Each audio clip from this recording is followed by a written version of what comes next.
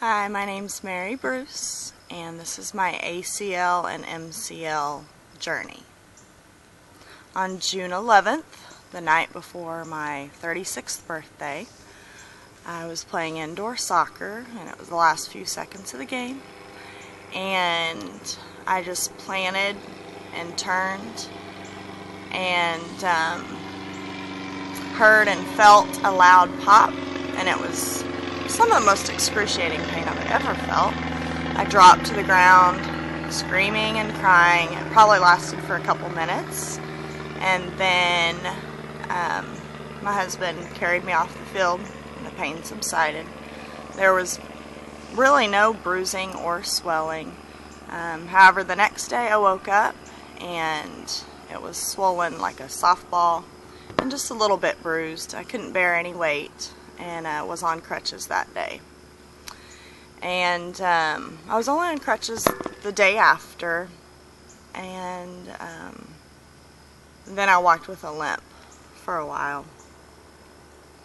On June 21st, I went to the doctor, and he just did the manual testing, and his prognosis was that it was a torn ACL. But he couldn't do a lot of the testing because I wouldn't let him because it was painful. And he said best case scenario it was a sprain, worst case ACL.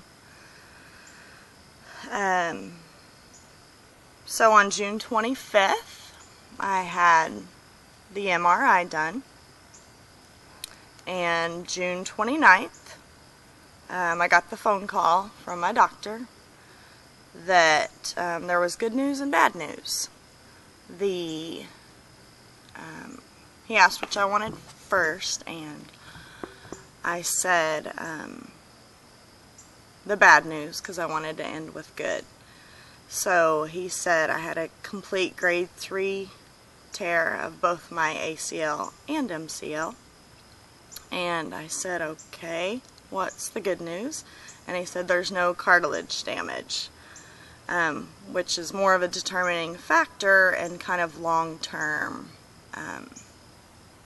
prognosis of activity and what you're able to do and pain level, etc. So I was trying to look at the bright side and be positive, and just kind of go with that. I was taken aback because I thought it may have been the ACL or the MCL, but not both. And so I went in a couple days later on July 2nd, and he did not put me in physical therapy because he didn't want to prevent the MCL from healing, and he said,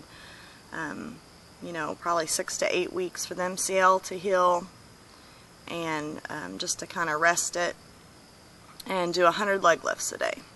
So in the meantime, because I was more or less sedentary, although I did do upper body weights and strength training, the scar tissue had built around the ligaments and locked my knee, and I had very little range of motion. And I thought this would just last maybe a few days or weeks, but it turned into about 2.5 months. On July 23rd, I went back, and he said my MCL was feeling pretty good, that it should be close to normal or healed. And then July 25th I started physical therapy, and I just went a couple times a week for 2 weeks, and I did see pretty good improvement, but I was still really kind of frustrated with the lack of range of motion, extension and flexion, but more so extension. On July 30th, which was my third visit to my physical therapist, I had an extension of 9 degrees. Most people's is 0, but I have hyperextension of about -4 or 5, and a flexion of 100, and most people's is 135, mine's 140. And then August 1st, just a couple days later, the extension was 6 degrees and the flexion was 106. So I just gained, a few degrees each. And I'm referring to my notes here.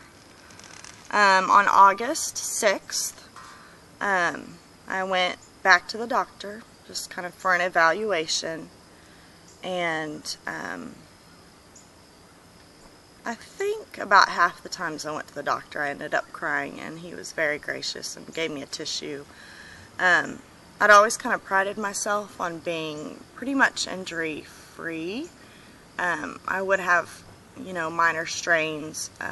I did have a grade 2 MCL tear in the same knee, my left knee, my senior year in high school, and that happened the first district game, so I was out the remainder of that season.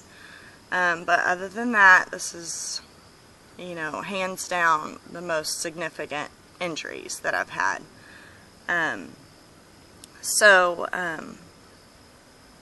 On August 14th, my extension was 4 degrees and my flexion was 120.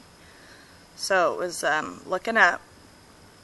On August 15th, I received a splint because my extension just was not budging. And I Googled ACL and MCL injuries and did some reading, and that was kind of controversial and honestly a little depressing. And